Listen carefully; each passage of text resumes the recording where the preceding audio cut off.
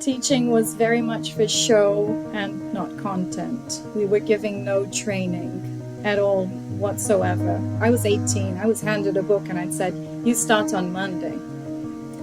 I had no experience. I had perfect English, but that's not really a teacher.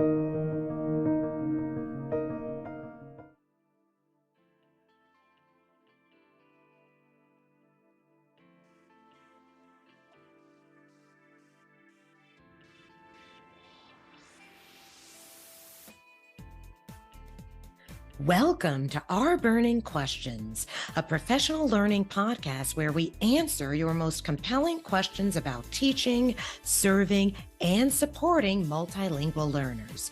I'm your host, Jasmine Coaxum, and through our talks, I look forward to bringing the methods, philosophies, and stories behind teaching multilingual learners to light. Let's get into the show.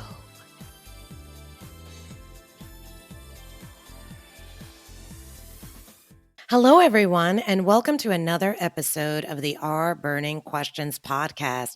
Today, we have a representative from BRAZ-TESOL, Isadora Costa. And I am very excited to have her talk about the various ways that BRAZ-TESOL is supporting our teachers out there. And I always like to tell a little story about how I met my guest. And so, Isadora, I met you at this really fun affiliate party. I'm sure it wasn't called party, but it was It was the affiliate dinner, right? The affiliate gathering, let's say. Yeah. There was a little dinner, there was a little dancing, there was a little other things. And this was during the TESOL convention a few weeks ago. So I'm really excited to hear more about what's happening in Brazil. So I'm going to go ahead and let you get started, Isadora, with what your current role in education is. I do have many roles currently. I've been very active in education for over 30 years now. At the moment, I'm founder and director of STARS English School, a school that I created from scratch, which will be 12 years old in July. Congratulations on that. Thank Congratulations. you. Thank you. But we're very proud, certainly. STARS is currently just finished the expansion process to become a franchiser. So we're also proud of that. So we're beginning to spread the word so that we can open other schools around Brazil and maybe the world. Yeah. And we work with a very different approach to teaching, which we can talk a little bit about later, maybe. I was just going to ask, what part of Brazil are you located in? In Santa Catarina, it's the very south of Brazil. Okay, and so I did notice you're starting to open the first franchise school. It's called Six. What is the name of it? Your your first franchise school, right? My school is called STARS English School because of branding names and because we've had to rebrand so that we could register the logo. We are changing it to Six Stars English School. And I have a company called Six Stars Education, which will be managing the franchises and which is also responsible for consultancy in education and bilingualism so that we can help teachers and schools around the world on that topic. Okay, great. Now, you just mentioned that you have a different approach to teaching. Yep. So you could go ahead and dive into a little bit of that. Okay, so, I need to contextualize a bit, I think, before I start. I started teaching at age 13 while I was living in England. Yep. And I was asked by one of my mother's friends. They were both taking their PhDs in Nottingham University. And I've always been very, let's say, talkative and proactive. I was always trying to figure out ways of being a very young entrepreneur, let's say, nicely. And my mother's friend asked me, she said, "You have such a beautiful accent. Can you give me some lessons? Because my English is not very good." She was a Brazilian doing a PhD there. And I said, "Yeah, sure, let's do it." And I started teaching my mom's friend. And another friend asked, and I started doing that too. And I never stopped, never Okay. ever stopped teaching. So this answers my question I normally ask people also, which is how you got started in this profession to Yeah, begin with. Wow. So that's 11, did you say? 13? What? 13, 13, 13? Wow. 13. Okay. All right. Yeah, That's great. Where did you learn your English? Because you do have a fantastic accent. It's definitely not an American accent. thank you. It sounds fantastic, though. Thank you. It's actually adaptable. If I talk to you long enough, it will become quite American. Okay. I started speaking, well, learning English when I was 1. We moved to Canada. My dad was doing his master's degree and we went to Waterloo. And my mum also, after that, decided to do her master's also. They're both electrical engineers. And my English, I don't really remember when I learned it. I was really young. We lived between Canada and the US for about 8 years, I'd say, Mm-hmm. 6 to 8 years in the beginning. We came and went from Brazil. I also lived in Portugal, which is not English related. And in England, I was there for 4 years. And I think it's because it was from ages like 10 to 15 that my British accent took over. But it is really strange. I have an American sister. She lives in Michigan. She's American because now she's a US citizen. She's been there for 40 years. And I do have an American accent when I go to visit her, which is quite strange. But usually when I'm giving lectures or when I'm in the classroom or when I'm doing my teacher training, it comes back to British. So Interesting. I do, yeah, Okay. it's All right, quite so let's go interesting. back. Let's go back to what is special about the STARS school or six Yeah, stars in terms of stars, your yeah. methodologies. So I'm not a regular school. I'm an English school, a language school. We teach English essentially. But we're not an ordinary school first because we're not connected to the curriculum in Brazil because we are a language school and we are privately owned. We don't need to abide to the country's curriculum or whatever they require schools to be doing in a normal context. I've worked in many different language schools in the past, and I could never find a methodology that I truly believed in or that I felt that respected teachers and students in their individual needs. Because I work with kids and teens in their right of being kids and teens, I don't think I've ever found like a methodology that truly helped them be their best version while teaching them English. My school has an immersion program for kids and teens. They spend 2 full mornings or 2 full afternoons because in Brazil, the regular school system works either in the morning or in the afternoon. We don't have that full day kind of scheme. In the US, some schools, they have more hours, right, in the afternoon. But I think it's very similar to Brazil. In England, for example, I used to go to school at 8 in the morning and finish at 4 in the afternoon, and we'd have subjects all throughout the day. In Brazil, it's very similar to the US. We have school in the morning or school in the afternoon. Kids, they can pick, and then they come to my school for extracurricular English. And in this immersion program, they spend 2 mornings or 2 afternoons immersed in English speaking activities. So during the day, they will have gardening, cooking, arts, drama, you call it, you name it, we do it. They climb trees, they work in the garden at the school, they're involved in projects. We have the themed projects, which is something that is part of the immersion program. It's actually not as simple to explain. It's not something fast. I think I could spend a whole day talking about how the immersion at STARS works. And it's a project that's aimed at kids and teens. We now opened a short version for adults at the school also, which is called the English Time. This is the more formal part of the immersion, which involves 1 hour of classroom time and 30 minutes of practical activities. This is twice a week. And these practical activities are physical education and various activities where the child can learn by doing. So, all these things that I've mentioned before: gardening, arts, cooking, singing, dancing, doing yoga.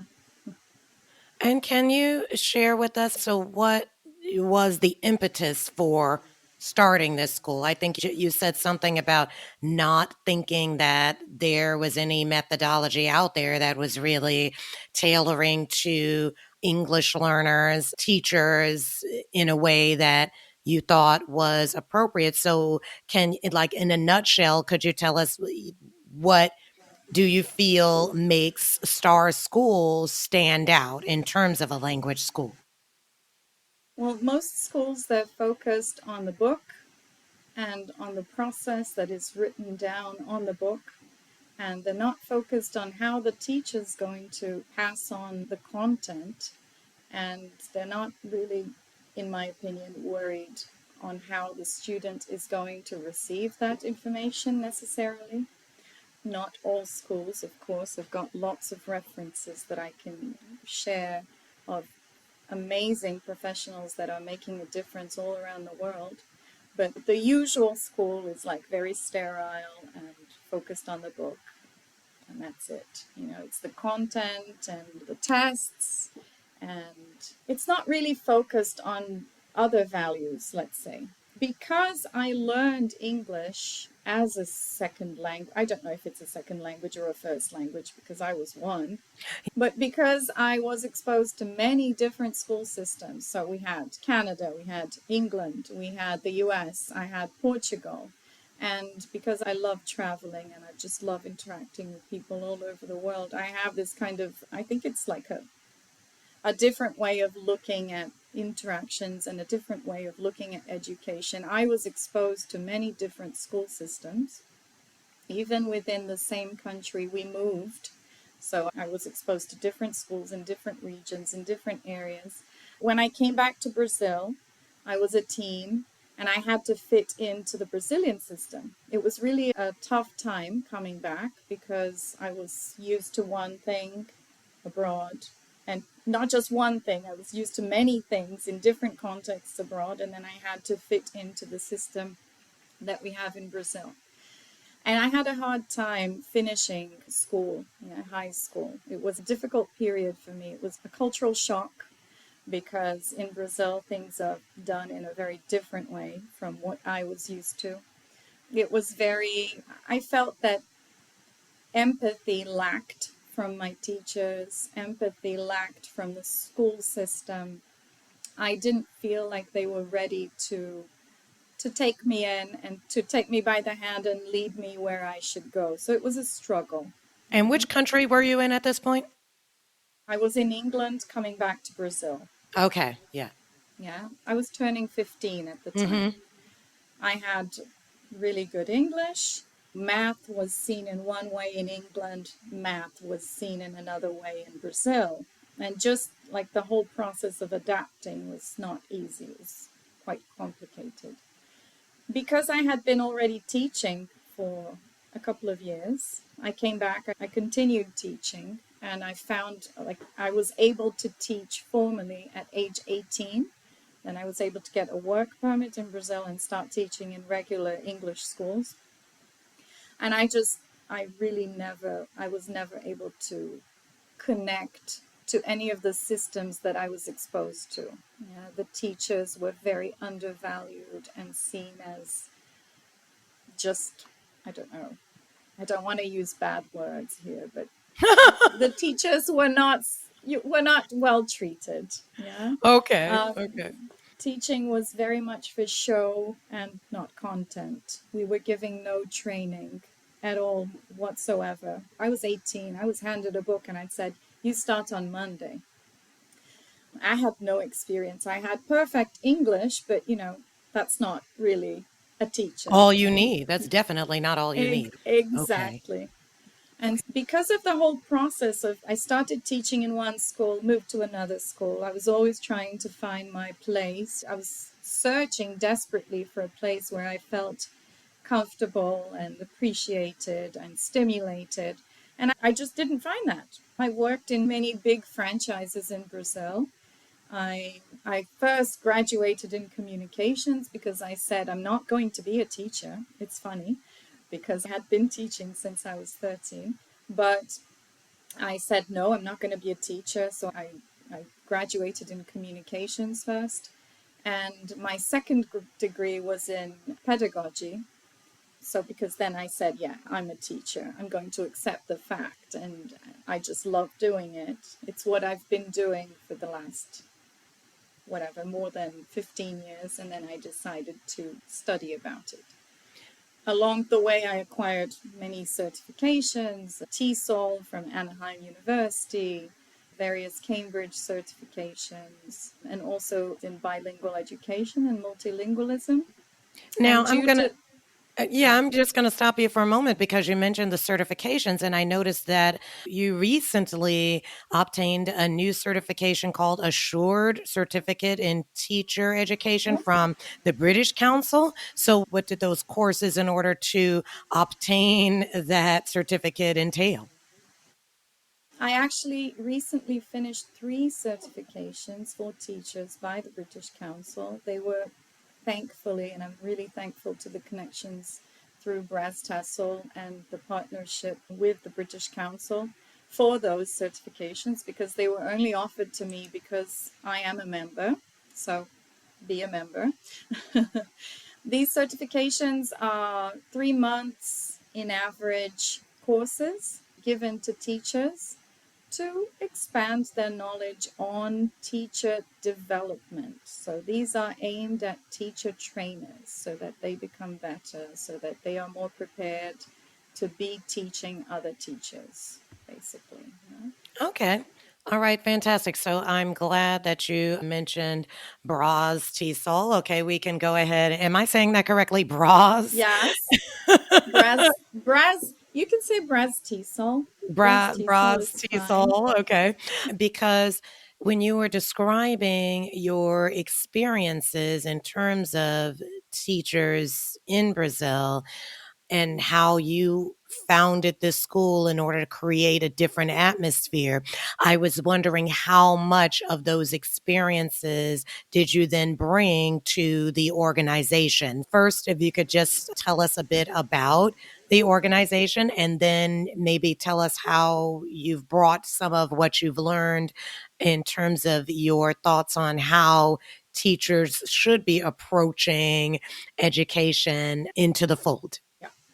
I've been a BRAZ-TESOL member for, I don't know, over 15 years now. In the beginning, I was just attending conferences and going to talks and workshops. And as time progressed, I met some amazing people, and they inspired me to reach out and start proposals to become a presenter. And this was in 2018, I think. I did my first workshop at a BRAZ-TESOL conference. And I never stopped. It just became something that I really was passionate about. Just sharing what I had been doing or have been doing since I started with other teachers. It's amazing. I think it's a privilege and an amazing opportunity. After about, I think it was in 2022, I became leader for the Santa Catarina chapter for BRAZ-TESOL. And so I've been a leader for almost 3 years now. And the chapter was completely dead. There was nothing going on, no events. And now we're having many events. We're going to do actually our fourth in-person event this year in November, and it's looking really good. I'm very optimistic and positive about it. Last year's event was already amazing. And last year I was in Goiânia for the international conference that we hold every July in Brazil. This was an in-person event. And the president for BRAZ-TESOL, the current president, who was the vice president last year, she said, Isadora, you should run for the board, for the executive board. I said, I'm not really sure because I'm really busy. I have a school. We're working on the franchising. I'm already leader for the Santa Catarina chapter, and running for the board is a big deal. It's a huge responsibility, and I won't have time. I thanked her for, receiving such a nice invitation to take part in this election. And then I called her a few weeks later. I said, look, I'm really not going to run. Thank you very much for considering me as a candidate. I think it's an honor. And she said, oh, please, we need you. Could you at least maybe run for financial director? It doesn't entail as much work as the rest. And then I thought, really? Doesn't it? I think it does, but it does. It's a lot of work, especially coming from someone that really dives into their work. Yes. I don't know how to do things lightly. I don't know Right. how to just do whatever. I Right. need to do something right and do it well. And so I said, okay, I'm going to think about it. Give me another few weeks. And I think it was like the last few days that the election was open for candidates. And then I said, okay, I think I'm going to do it. And then I ran against, I think it was one of the most competitive elections in the history.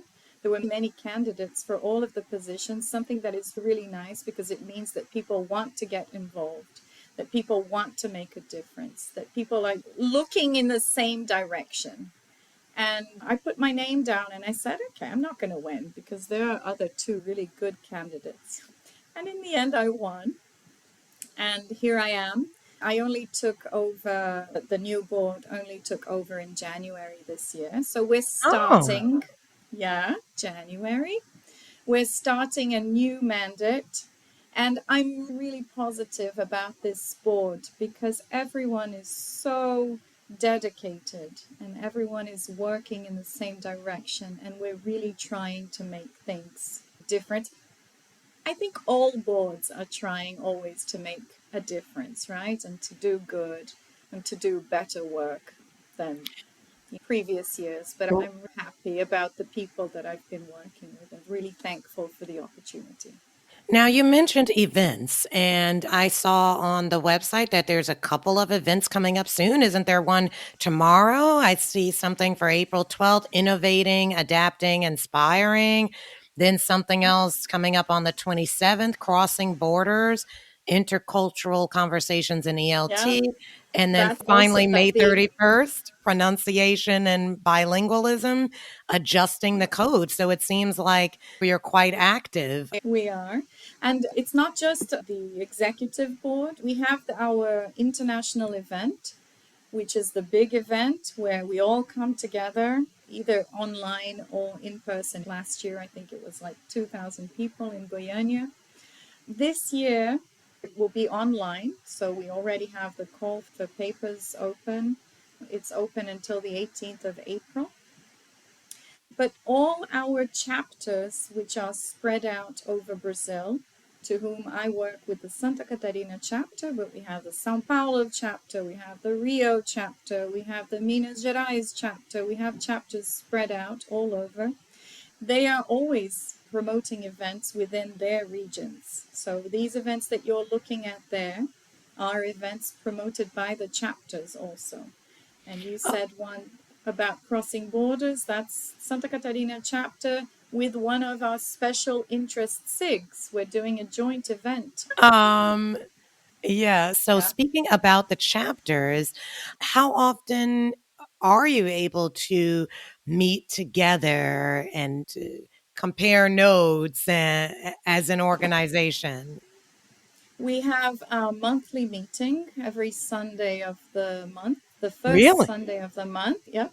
We have the leaders meeting. So all Okay. the leaders for the SIGs and for the chapters, they meet. We present the financial information for the institution. We present upcoming projects.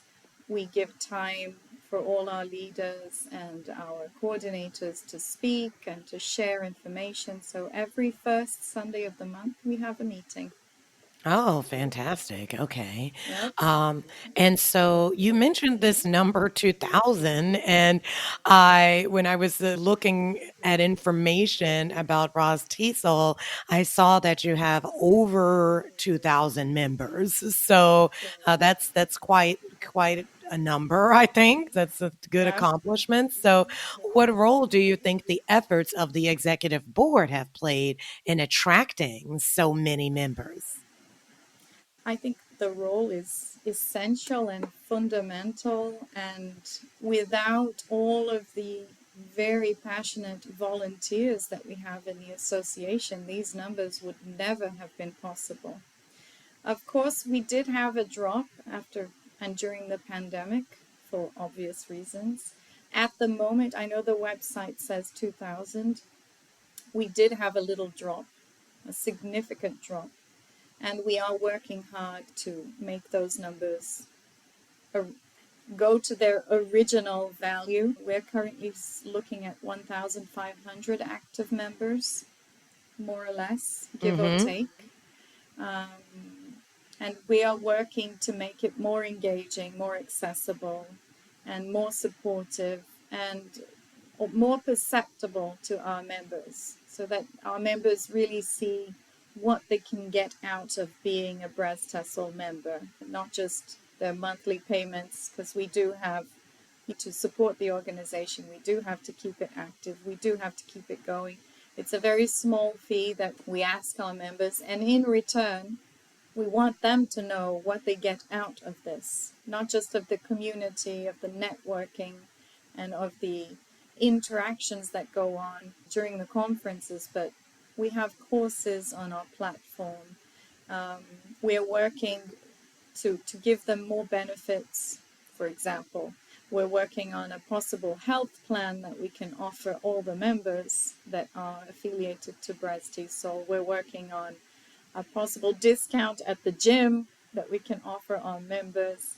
We're working at sponsorships for important courses that our members might want to take, or in order to improve their English, certifications in the English speaking and teaching area. So I think that the board is very much engaged in bringing more benefit in general. That sounds absolutely fantastic. I would like to join this organization. Please, you're welcome. You're welcome to join. I think I'm in the wrong part of the world for that, though. It's Uh, fine. We have members living in Canada, we have members living in Japan, we have members all over the world. so I'm going to ask you what seems to be the most pressing in terms of the needs of the community of TESOL professionals in Brazil? And then how have you particularly addressed those needs as an organization? I think, as in probably every country, you can correct me if I'm wrong, professional development is pressing. And Brazil, in the last 20 years, have been focusing on bilingual education and the growth and just the increase in numbers of schools which have been switching from just monolingual schools to bilingual schools is huge. But the workforce, yeah, the teachers, the amount of teachers that we have that are really qualified, and not talking about teachers that graduate every year in the letters courses. I'm talking about teachers who are specialized and who are able to teach in a bilingual or multilingual classroom. It's very small. Professional development is something that needs to be addressed. And it's just, I think it's been taken lightly, not seriously enough. The demands for numbers of schools and just making a market out of it is much more interesting than actually addressing the needs of workforce for these schools.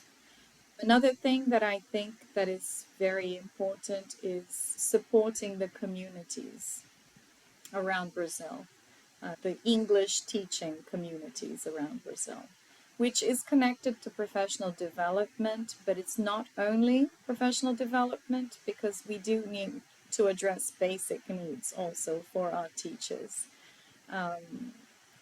Teachers can't really think about professional development if they're not being paid enough to eat, right? So that's another thing. And just advocacy for teachers in general, right? The board is addressing that, trying to bring a more perceptible and palpable number of advantages of joining BRAZ-TESOL, so that they can find a community, so that they can find maybe their voice, and that they can connect to other people. Okay. First of all, you said professional development is a strong need, but you also mentioned beforehand that you have courses, right? That you're offering We courses do. We right do. now. So that's excellent. So you've mentioned a lot of different things that you have going. What would you say is maybe one or two things that you're super excited about in terms of the way that the organization is moving forward in the coming years? I'm very excited because we want to give more back to the community. And I'm excited on the new projects that the board are preparing in order to give this back, because we do have some investments that we've been making along the years, along these 40 years of BRAZ-TESOL. And now we're looking at how are we going to get this money and give it back to the community in ways of English courses, teacher development courses, teacher certifications in the area, to get our teachers more prepared and better for their teaching needs. Okay, so I assume those are the projects, or is there like another specific project that you can share with us? There's lots of specific projects, but I mean, like I said, we've just started. Uh-huh. Yeah, we have just taken over the leadership. So we have a plan for our work for these 2 years. Unfortunately, 2 years goes by really fast, and then a new board comes in and takes over the work. So we are still trying to find our ground. But I'd say that the benefits that we're looking to bring to our community are something that I'm very excited about. I'm also very excited about the conferences that are coming. Yeah, we're trying to make them bigger, trying to make them better and more accessible to everyone. And I think, yeah, I'm still trying to find my ground in the executive board. We're Right, still right, in right. I can't April. believe because you said January. Yeah, Yeah. for some reason I feel like you're so seasoned, but yeah, that's pretty fresh. That's pretty new. And then the organization is a member of the Southern Cone T-Sol group. I was trying to figure out what exactly that Yeah. is. Can you tell me what that is? It's formed, I see like associations from Argentina, Uruguay, Paraguay, but what Yeah. exactly is the Southern Cone T-Sol group? Actually, the Southern Cone was a very strong group, different small regions from Brazil. So, Brazil, yeah, South America. So, we would have all the countries in South America joining together in order to make events, collaborate together, and just share. The Southern Cone event was the one of like the second biggest event that we had in Brazil for a long time. It used to take place usually in Curitiba in Brazil. And after the pandemic, it's not really happening. So Okay. I, I, It died down I a little can't bit. really, yeah, I can't really talk specifically about it because it's off now. Okay. But I'm working with the Santa Catarina chapter to try and bring more to the southern part of Brazil.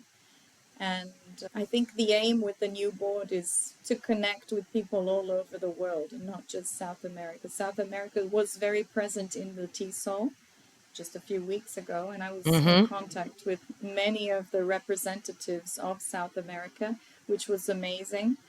But I think that we're looking for connecting with the world in general, the representatives from different countries, and not just the Southern Con, which was, I think, the initiative of a group of SIGs or chapter leaders from the south of Brazil.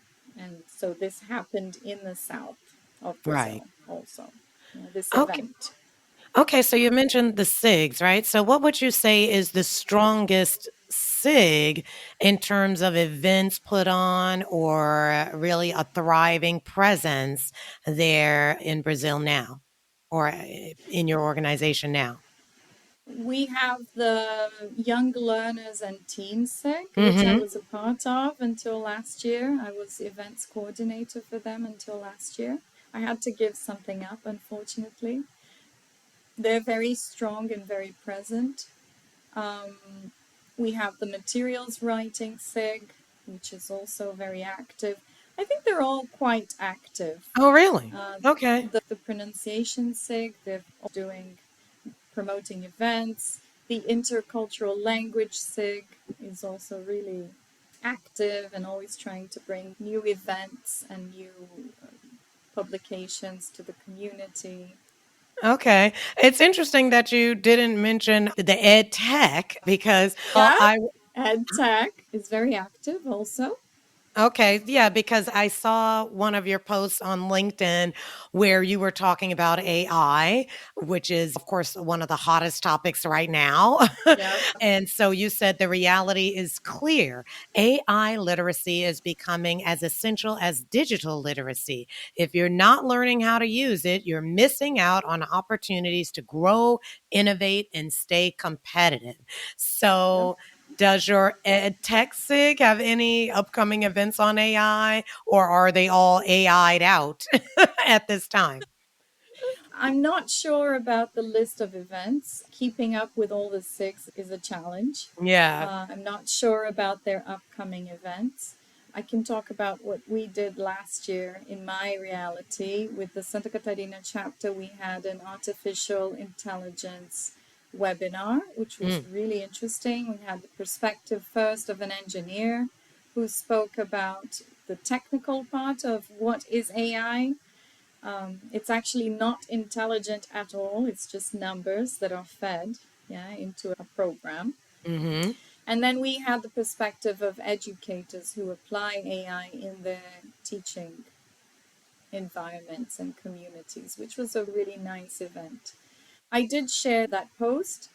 I think it's very true. I think lots of people are pushing away all of the tech and digital literacy of education and are saying, no, it's too difficult. Things should be like they were 10 years ago, 20 years ago. Come But on.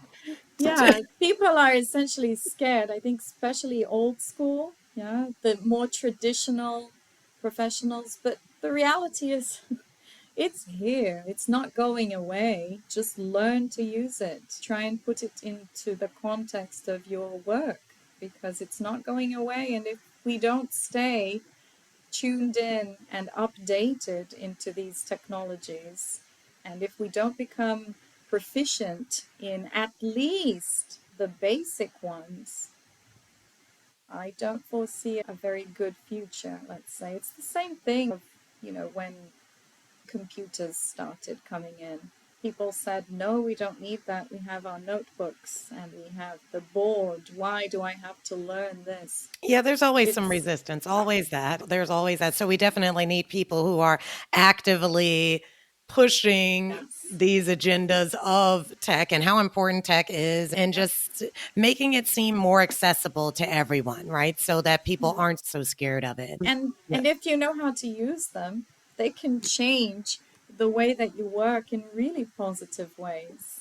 Yeah. Exactly, exactly. So I know for a fact that Isadora is very, that you are, I don't know why I refer to you in Isadora, that you are very active on social media. I mean, on LinkedIn. Okay. But where else can our listeners find information about your work? Do you have any upcoming projects or publications that you would like to make the audience aware of now?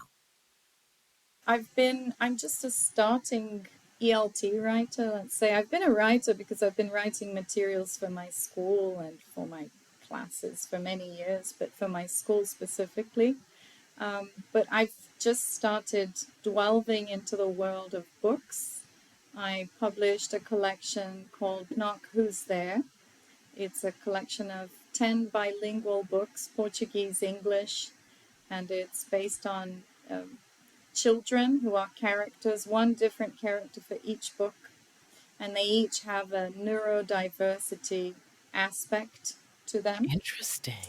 And but it's brought in a very light way so that the child can identify themselves. I wrote about my child, my son, who has ADHD, and Hmm. it's a really nice collection that can be used in the classroom. It can be used by parents, it can be used by caregivers, it can be used in a very ample kind of way. I also wrote a chapter on the book Práticas de Inglês na Infância. It's practices for English during childhood. And it was written by teachers and for teachers. I also shared the link, I think, in the description Yes, of the yes, poem you as well as sent the me. link to Knock Knock. Yeah. Hmm. Yeah. Excellent. The Knock Knock book collection I coordinated with another friend, but I wrote also one of the books. On Instagram, I'm very active at my school, Stars English School. I'm also active on my personal professional account, which is 6 Stars Edu. My website is starsenglish.com.br for the school. And because we're open for franchising opportunities, if you're interested in another different approach of teaching English, that's the place to go to. And of course, I have to say, our website for BRAZ-TESOL, which is braztesol.org.br. If you want to find out more about what we do at the association, events that are upcoming, they're open for everyone. So anyone all over the world can participate. I hope that some of you who are listening join us at our international conference, which is taking place on July 17th to 19th. And it will be in the metaverse, in a fantastic metaverse, advocating for technology here. You'll be able to create your avatar, interact with people, go to sessions, network in the expo area. It's going to be very much like the TESOL, but Wait, so this is online. online or this is Online, okay, okay. yes. Online. Uh, Fantastic. it's called the BTIC, the BRAZ-TESOL International Conference, and this is the Ah, 21st edition. And so I hope that you can all join us. okay, great. And so it's time for our final question, which is Okay. what burning question should today's educators consider in order to improve their service to the L and ML community? Okay. I'd say there are two. Are we really listening to our learners? Really? And are we supporting our teachers enough? I feel like teachers are expected to perform and do, but are we really listening to their needs? All right. So, ladies and gentlemen, Isadora Costa, it has been a pleasure to have you on the show today. I feel like, wow, you're a very busy, very intense professional. Yes. You're writing, you own a school, you are contributing to BRAZ-TESOL. So, it's really been a pleasure having you share some of your expertise here today. Thank you so much. Thank you very much for the invitation. And it's been wonderful being here on the show with you. I just want to leave one last quote, can I? Sure. Great students will make future great teachers and teacher trainers. This is the virtuous cycle I wish to contribute to. If we are better, the world around us must follow. It's the law. That's it. Thank you so Fantastic. much. Thank you.